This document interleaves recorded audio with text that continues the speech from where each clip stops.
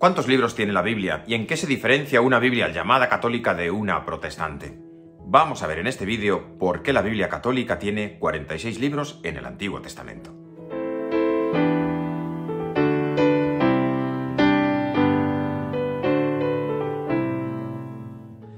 Los judíos no tenían un listado claro de los libros que formaban parte de la Biblia, y es normal, porque la Biblia se fue escribiendo a lo largo de casi un milenio, por lo que se iban agregando nuevos escritos a los originales.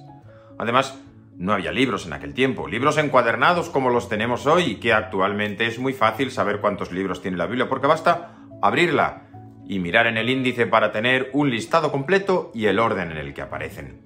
Pero en los tiempos antiguos no había libros, ni tampoco índices. La Biblia estaba escrita en unos rollos de papiro. Los papiros eran una especie de papel, distinto del papel actual, formado por una planta que se daba en el Mediterráneo y especialmente en el entorno del Nilo.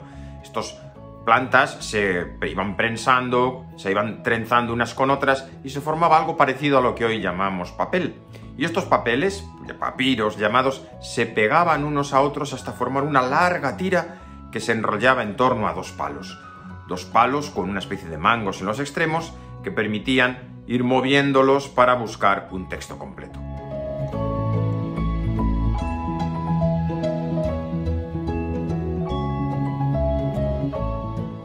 La Biblia, por tanto, no se componía de un libro como vemos ahora, un solo tomo, sino que la Biblia estaba compuesta de múltiples rollos que se guardaban en un armario especial de las sinagogas.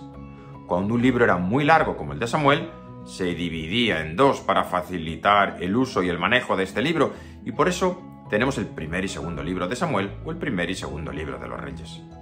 ¿Cuántos rollos formaban la Biblia? Pues no había un listado concreto, y el número de rollos además fue incrementándose con el paso de los siglos. El primer listado oficial de los libros lo tenemos en el siglo II a.C., es lo que se conoce como el Canon alejandrino.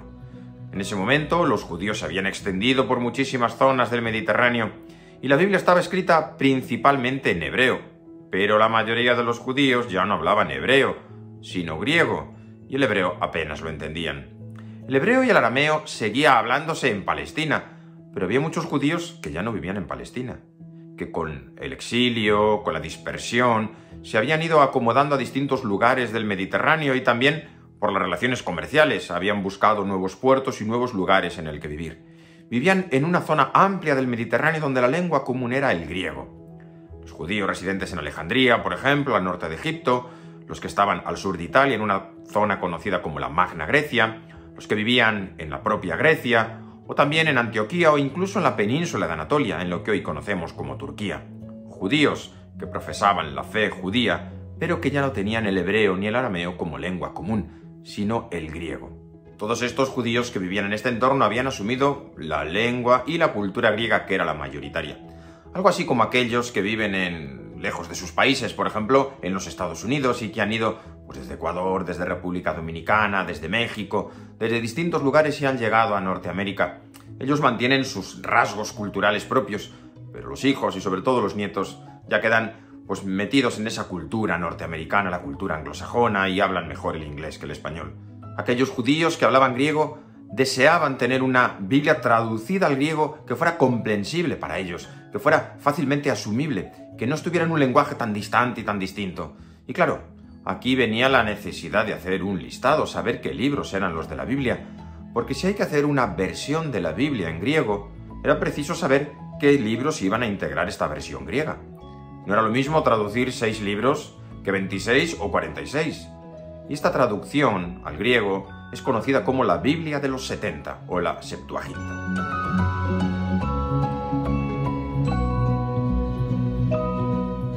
Esta traducción, conocida como la Biblia de los 70, incluía 39 libros de la versión hebrea, los conocidos como libros protocanónicos, otros 7 que se habían escrito directamente en griego y que se conocen como deuterocanónicos, y un puñado de libros más que se compusieron más tarde y que se cayeron muy pronto de la lista, sobre los que no ha habido nunca discusión.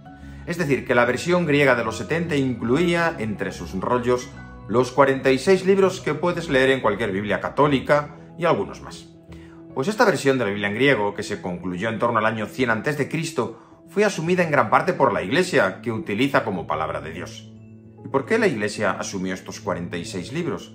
estos 46 libros que estaban presentes en la Biblia griega y que no aceptaron posteriormente otras confesiones? Bueno, pues por varias razones, que me voy a quedar con 4 y que son un poquito técnicas, pero voy a intentar resumir y hacerlas un poquito comprensibles, aunque la discusión es un poquito más honda de lo que voy a decir. La primera, porque esta Biblia tuvo muchísima difusión durante los siglos inmediatos a la vida de Jesús y de los primeros cristianos. Era la Biblia más difundida por toda la zona, pues podía ser comprendida por aquellos judíos que vivían por la diáspora, es decir, lejos de Jerusalén y de Palestina, que era donde se conservaba el hebreo. Esta Biblia tenía un lenguaje moderno, comprensible, el difundido por toda la cuenca mediterránea en la zona oriental. Y por eso, los primeros cristianos utilizaron esta Biblia. Segundo, porque esta versión de la Biblia es la que utiliza Jesús, y así aparece en el Nuevo Testamento, que curiosamente está escrito en griego y no en hebreo. Bueno, es cierto que hubo algunos escritos anteriores en arameo o en hebreo que están quizá en la base de los evangelios, pero los textos del Nuevo Testamento, tal como nos han llegado, están escritos originalmente en griego, el mismo griego que utilizaba la Septuaginta. Tercero, porque las citas que aparecen en el Nuevo Testamento son citas tomadas principalmente de la versión griega de los 70. Por ejemplo, cuando Mateo dice: como está escrito en el profeta, y tú, Belén, tierra de Judá, no eres ni mucho menos la última de las poblaciones de Judá. Esa cita tomada del profeta Miqueas procede del griego de los 70, o cuando San Lucas nos dice que Jesús en la sinagoga de Nazaret desenrolló el rollo del profeta Isaías y leyó: el Espíritu de Dios está sobre mí porque me ha ungido para enviar. Ese texto está también tomado de la versión griega. Según los estudiosos, el 80% de las citas del Antiguo Testamento que aparecen en el Nuevo Testamento son citas tomadas de la versión griega de los 70.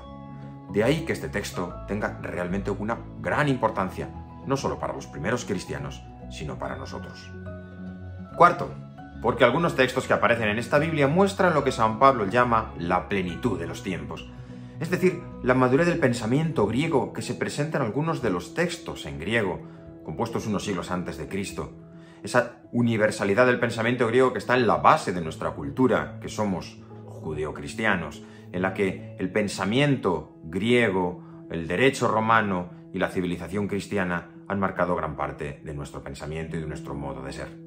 Pero también manifiesta el progreso de la revelación bíblica, el avance que se había conseguido en la profundización y en la espera del Mesías, y que en aquellos textos griegos de la última generación presagiaban ya el anuncio del Mesías, como el libro de la sabiduría, donde algunos textos nos hacen referencia no directa, pero sí velada, que la sabiduría de Dios es Cristo Jesús, la palabra hecha carne que dirá el evangelista San Juan.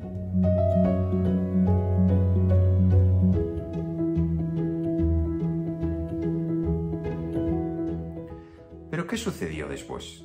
¿Por qué este rechazo de algunos textos por los judíos? Bueno, en el siglo I, cuando ya había muerto y resucitado Jesús y el cristianismo se difundía entre los judíos, surgió un rechazo contra los cristianos que se planteaba para los judíos como un problema, porque algunos judíos abrazaban la fe católica. Este rechazo por parte de los judíos contra los cristianos también supuso un rechazo de la Biblia griega, porque la Biblia de los 70 era una Biblia ampliamente utilizada por los seguidores de Jesús, a quien odiaban los judíos. Algunos llegaron incluso a considerar que la versión de los 70 era la Biblia de los cristianos. Término un poquito peculiar porque la Biblia la utilizaban los judíos de la diáspora antes de la llegada de Jesús. Pero este uso de la Biblia griega llevó a los judíos a decir es la Biblia de los cristianos y a presentar ciertos rechazos contra esa Biblia, que incluía los 46 libros que tiene la Biblia católica. A esto se unió también un fuerte sentimiento nacionalista judío, que comenzaron a marginar a los judíos helenizados, los que hablaban griego, y tendieron a excluir de la Biblia todos esos libros que habían sido redactados durante el helenismo, es decir, después de Esdras y Nehemías. Se presentaba así, de algún modo, la universalidad del mensaje que se ponía también en categorías griegas, en el pensamiento griego, contra esa cerrazón endogámica del pueblo judío que quería protegerse frente a cualquier influencia externa. Además, en el siglo I la ciudad de Jerusalén fue destruida por los romanos. Los judíos necesitaban reforzar su identidad judía frente a toda cultura circundante, frente a los griegos, los helenizados que ocupaban gran parte del territorio oriental del imperio, pero también frente a los romanos, que eran los invasores. Y esto les hizo rechazar los libros griegos y buscar un nuevo listado de libros en el que solo estuvieran incluidos los textos hebreos. Y empieza entonces a configurarse lo que se llama la Vetus hebraica, es decir, el texto original solo en hebreo, rechazando cualquier influencia y redacción griega. Así, reunidos los rabinos y los judíos estudiosos de la Biblia, rechazaron el listado de la Septuaginta y determinaron un nuevo listado que se conoce como el canon palestinense. Es decir, un listado hecho en Palestina que rechaza aquel listado de Alejandría. Un listado del siglo II después de Cristo, es decir, 300 años después de aquel listado de Alejandría. Y los judíos hacen este listado en pugna nacionalista contra los griegos y en oposición contra los cristianos. Determinaron este nuevo listado y extraen de la Biblia un puñado de libros entre los que se encuentran esos 7, que puedes seguir leyendo en cualquier Biblia católica y que se conocen como deuterocanónicos. Estos libros son Tobías, Judith, Sabiduría, Eclesiástico, Baruch, Macabeos, primer y segundo libro y algunos fragmentos más. Estaban escritos en griego, eran de la última etapa de la revelación y mostraban algunas reflexiones que apuntaban al Mesías como Hijo de Dios. Y esto hizo que la Iglesia se preguntara, ¿qué canon aceptamos? ¿El de la Biblia griega o este de la Biblia hebrea solo con textos hebreos? Pero claro, si la traducción griega es la que aparece en el Nuevo Testamento, esa versión griega seguía teniendo mucha fuerza para los cristianos. No obstante, la Iglesia no hizo ningún listado oficial de libros, porque eso era un conflicto realmente entre judíos de lengua griega, judíos de lengua hebrea. Los primeros cristianos asumieron más o menos el Antiguo Testamento tal como se había recogido en la Biblia de los 70, que es la más citada en el Nuevo Testamento. ¿Y cuándo define la Iglesia el listado de libros que debían incluirse en el Antiguo Testamento? Bueno, pues muchos siglos después, pero ya en el siglo IV, el Papa Dámaso da un listado de libros de la Biblia que debían incluirse. Una lista de libros que se vio necesaria por el mismo motivo que se vio necesaria una lista 200 años antes de Cristo, es decir, la traducción. En este caso no va a ser traducción al griego, sino traducción al latín. Papa San Dámaso encargó a Jerónimo, que era un auténtico erudito de la época y un conocedor del mundo clásico, traducir la Biblia al latín, con lo que surgió la misma pregunta que había ocurrido antes. Si hay que traducir la Biblia al latín, ¿qué libros hay que traducir? Y había que determinar cuál era este listado de libros para traducirlos. Y la Iglesia optó por los 46 libros que tenemos hoy y que están incluidos en la versión griega de los 70, que repito, era la utilizada en tiempos de Jesús y la que aparece en el Nuevo Testamento. Y desde entonces, el Antiguo Testamento que aparece en cualquier Biblia católica está formado por esos 46 libros. No hubo una definición oficial dogmática, simplemente se incluyeron esos libros en la versión latina.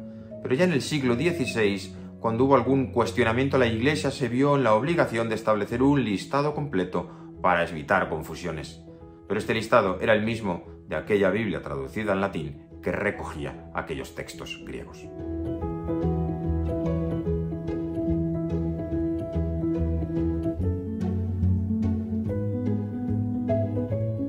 ¿Qué pasó con los protestantes? ¿Por qué ellos no incluyen estos 46 libros y le restan algunos? Bueno, pues este es un problema suyo que no se comprende muy bien. En el siglo XVI, Lutero rompe con la Iglesia, puso en el año 1517 aquellas famosas tesis en la puerta de Wittenberg, en la que negaba algunos principios del dogma católico. Pero Lutero no elimina los libros de la Biblia. Le resultaba incómodo alguno de esos libros. Por ejemplo, el libro de los Macabeos, donde se habla de la oración por los difuntos. Sana costumbre es orar por los difuntos, dice así la Biblia. Y claro, Lutero, que no confiaba en el purgatorio y que no quería esa oración por los difuntos, pues le resultaban incómodos algunos mensajes, y como hizo con otros textos, trató de arrancarlos de la Biblia.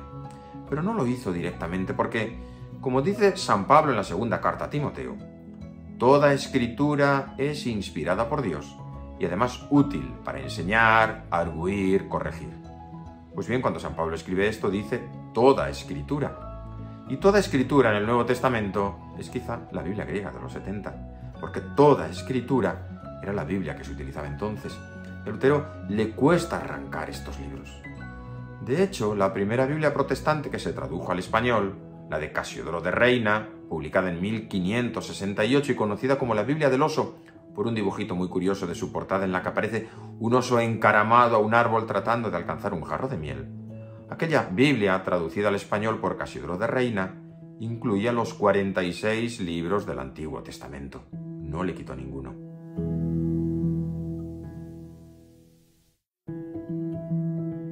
La revisión que Cipriano de Valera hizo en 1602, la conocida como la Biblia del Cántaro, por otro dibujito que aparece también en su portada, también incluía los 46 libros.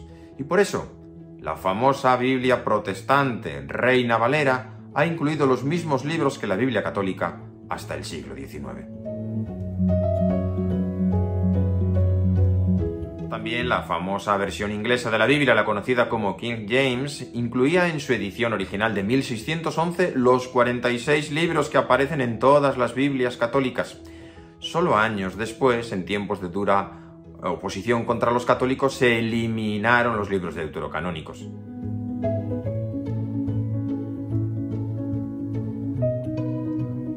Pero es a partir del siglo XIX cuando se eliminan definitivamente de todas las Biblias protestantes. ¿Qué pasó en el siglo XIX? Bueno, las sociedades bíblicas reunidas en 1825, atención, 1825, decidieron sacar de la Biblia los libros deuterocanónicos. Es decir, esos libros que no aceptaron los judíos del siglo II. Por tanto, en 1865, unos cuantos años después, cuando se publica una nueva edición de la Biblia Reina Valera en español, se dejan de incluir en ella los libros deuterocanónicos, que sí aparecían en las versiones anteriores. Es decir, que católicos y protestantes hemos compartido los mismos libros durante varios siglos, pero al final ellos han optado por el modelo judío.